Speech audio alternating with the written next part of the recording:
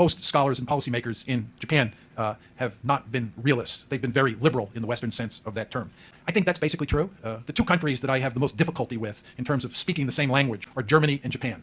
And it's no accident that both of those countries were thoroughly defeated in World War II, very worried about becoming militaristic again, and therefore tend to reject realist logic. Even during the Cold War, it was very difficult to find Japanese scholars or Japanese policymakers who would use a realist lexicon when you talk to them. It's no accident that this is my first visit to Japan. People were really not too interested in what I had to say 5 or 10 or 15 years ago. I'm not being critical here, by the way. I'm not being critical at all. I think the Japanese behaved very smartly in the past. They rode on the coattails of the United States. It was a smart strategy. I'm not being critical. But as the questioner said, realpolitik was not a language that the Japanese spoke, unlike the Chinese. I've been to China a number of times, and there's no people on the planet who are more realist than the Chinese. And I sometimes start my talks in China by saying it's good to be back among my people, because the Chinese are realists. So if there's any group of people on the planet who are going to behave according to the dictates of Realism 101 and try to dominate Asia, it's the Chinese.